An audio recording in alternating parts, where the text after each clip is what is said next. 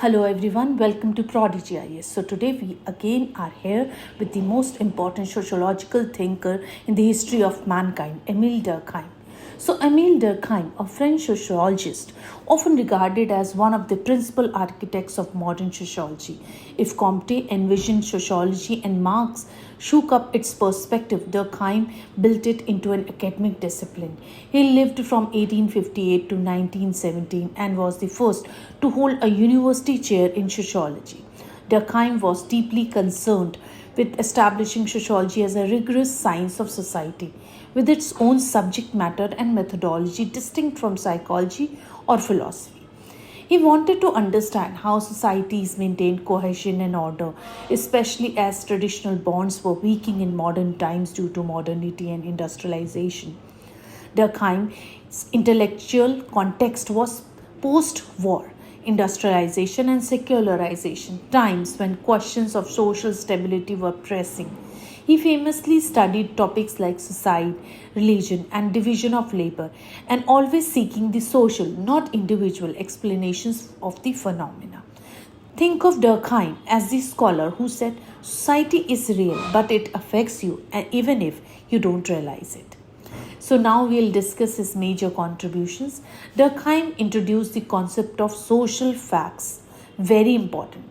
We call it social facts, which are the building blocks of his sociology. A social fact, as Durkheim defined it, is any way of acting, thinking, or feeling external to the individual and endowed with a power of coercion by reason of which it controls the individual. If in simpler terms, I will define it. So, social facts are the things like norms, values, laws, customs. They exist outside of any one person, but they exert control over each one of us. For example, I will take an example to make you understand this concept of social fact. The language you speak is a social fact.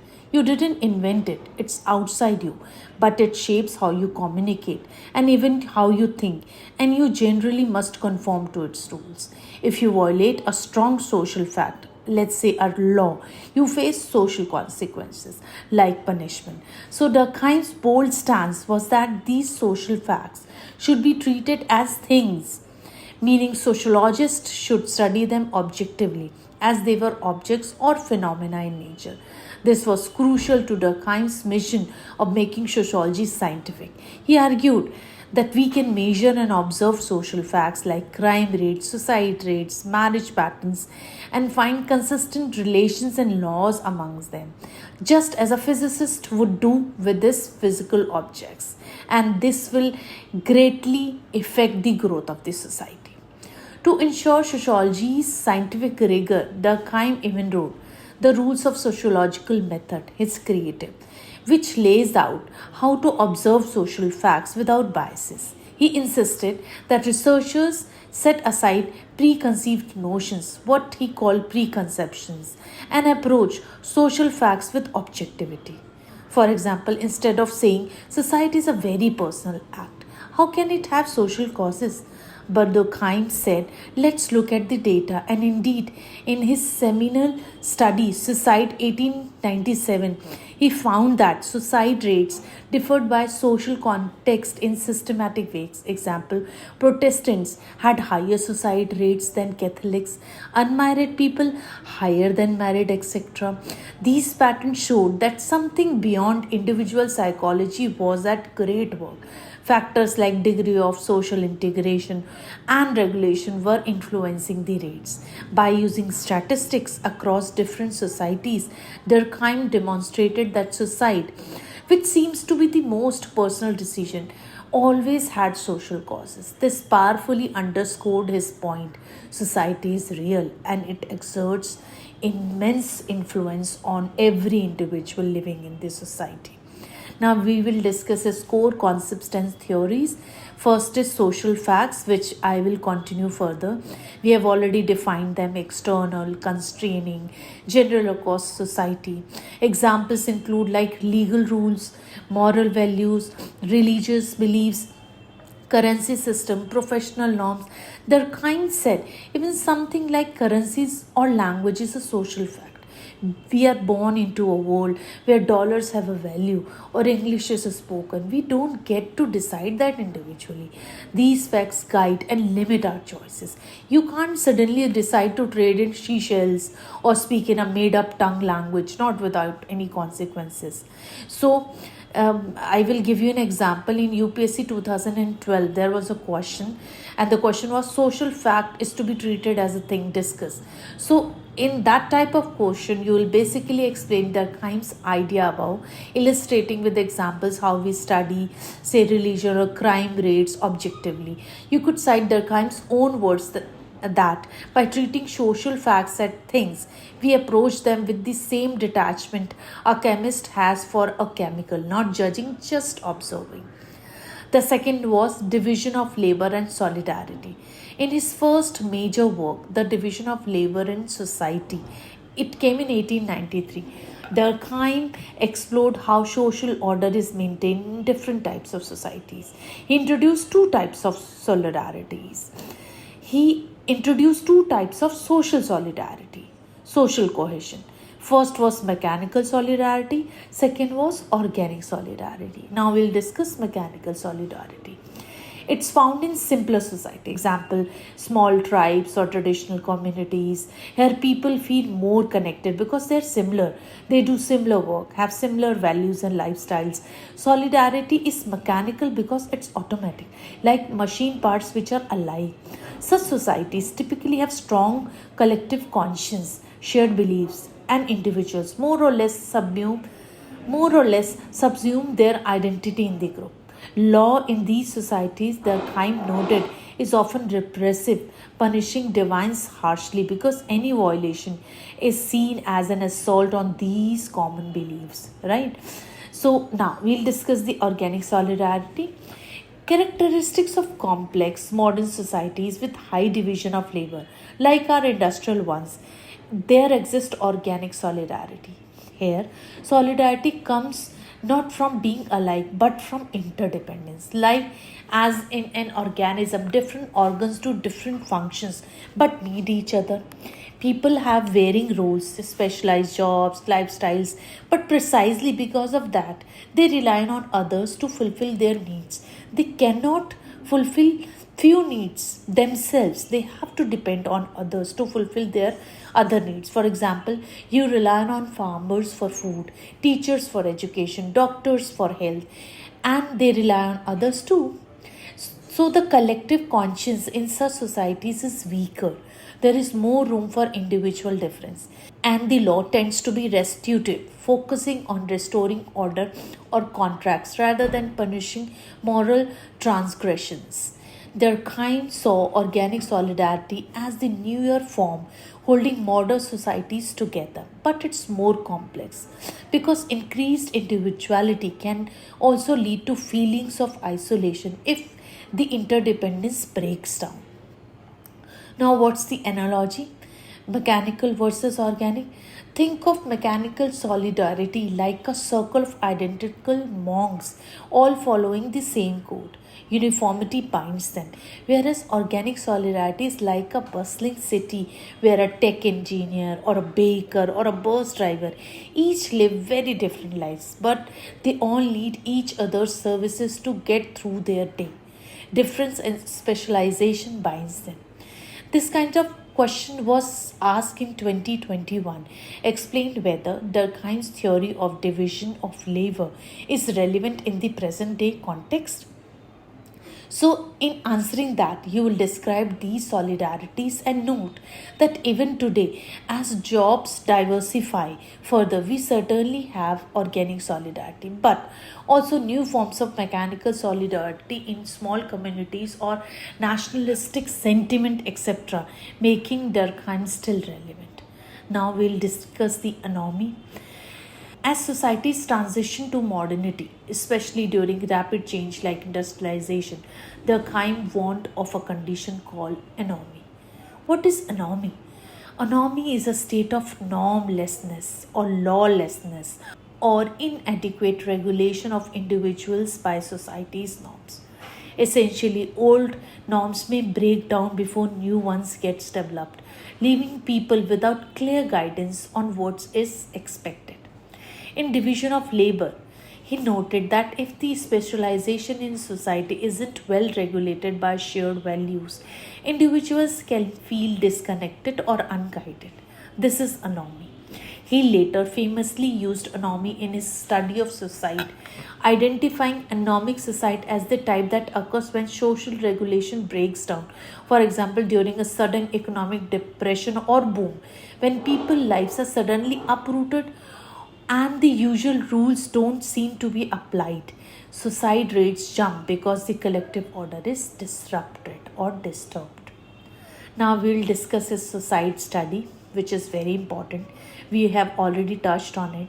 Durkheim's analysis categorized suicides into types. First is egoistic, due to the lack of integration. For example, unmarried or isolated people.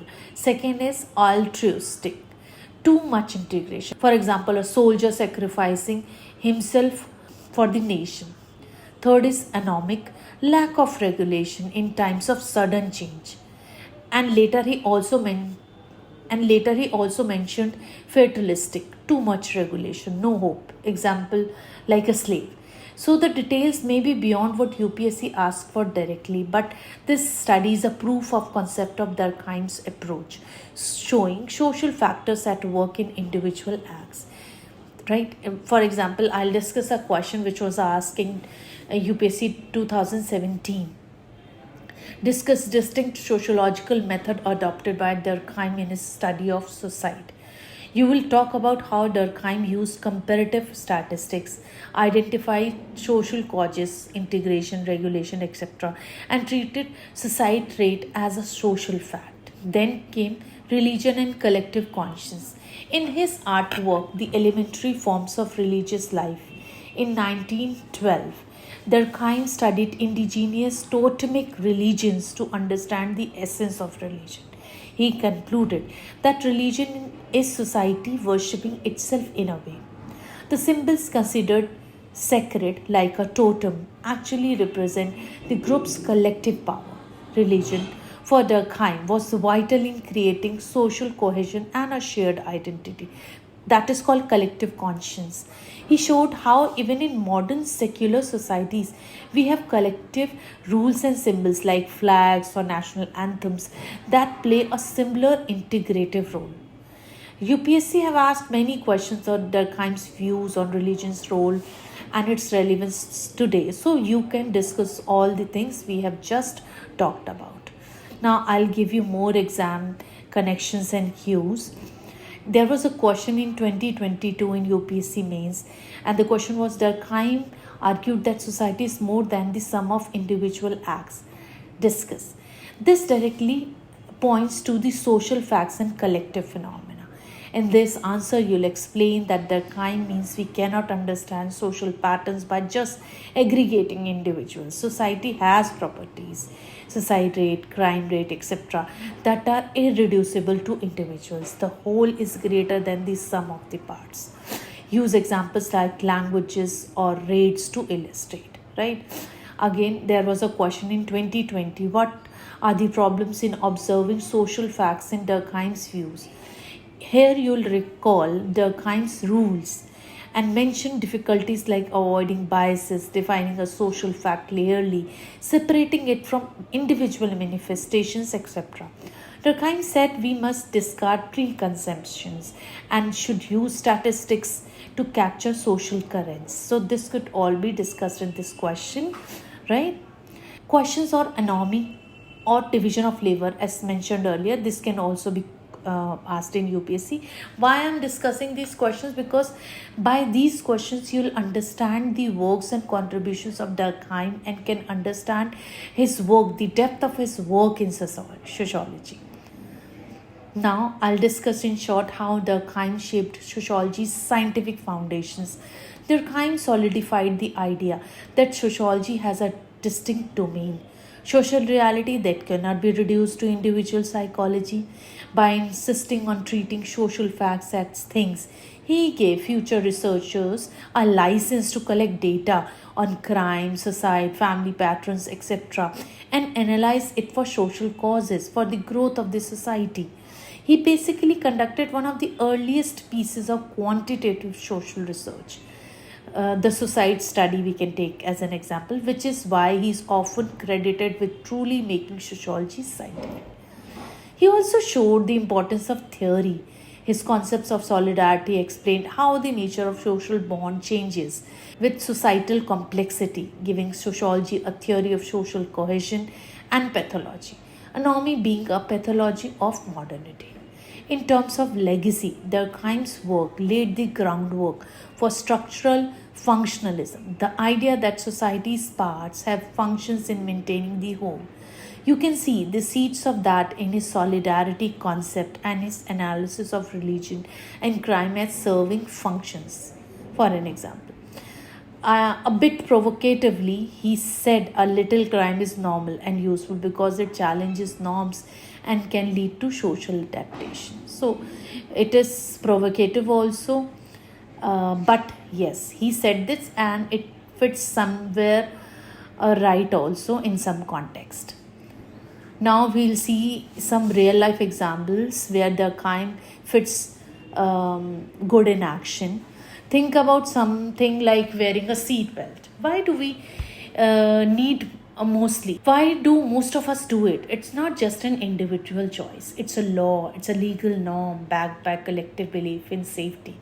It's external to you. It coerces you through fines or social expectation to buckle up. That's a social fact, guiding individual behavior. If tomorrow magically nobody believed in seatbelts or the law vanished, behavior would change. So Durkheim would say, see, the social fact, which was norm plus law, was influencing the individual behavior, not just personal preference. Another example I can say festivals or national holidays. Why do millions of people not work on certain days and instead perform similar rituals? Not because each individually decided that date was a special, but because society dictates it through tradition and agreement. That collective rhythm is a social fact. It integrates society. Think of Durkheim's view of religion, ritual fostering cohesion. For Anomie, take the sudden lockdown in 2020 due to COVID-19. This will be the best example for Anomie. Regular norms of life, work, school, socializing were upended. Many people felt disoriented, anxious about the future. Basically, a taste of Anomie, where the usual rules didn't seem to apply and the new norms were still forming. Unfortunately, we even saw spikes in problems like mental stress or substance abuse, which aligns with Durkheim's notion that when society's regulatory and integrative functions are shaken, individuals struggle. They struggle a lot in their lives. Now we will conclude and I'll give you the takeaway from this class. First was social fact. Durkheim's defining idea treat social phenomena, norms, values, institutions as objective facts. They are external to individuals but exert extreme control over us. They shape our behavior. This concept established the domain of sociology. Second was scientific methodology. He was rigorous about objectivity, clear concepts, free from bias, using statistics. His study of suicide is a classic example of sociological science, finding social causes, integration, regulation behind personal acts. He showed sociology can produce laws or theories. Example, too little integration to egoistic society. Third was social solidarity. He introduced mechanical versus organic solidarity to explain social cohesion in traditional versus modern societies. He argued that despite increasing individualism, modern societies cohere through mutual dependence. Organic solidarity. Recognize these terms for questions on social cohesion. Fourth was anomie, very important, a concept to describe normlessness or breakdown of social guidance, particularly in times of rapid change or in modern economics with weak moral regulation. Durkheim used this to warn that uncontrolled change or excessive individualism can lead to social problems. and his contributions to the sociology discipline. Durkheim basically institutionalized sociology. He started the first sociology journal, taught the first courses, and demonstrated how to do sociological research. His influence is seen in structural functionalism, in studies of social control and divines, norms, and what's normal versus pathological in society, and in continuing quest to balance individual and society. He proved that even phenomena like religion and crime can be analyzed for the function they serve in society, like crime can reinforce norms by uniting people against the divine. Thus, our little crime is normal in all societies. So, in this way, we have studied Émile Durkheim in an elaborated way, and we will again come with another important topic in your sociology paper. Till then, stay tuned to Prodigy IAS. Thank you so much.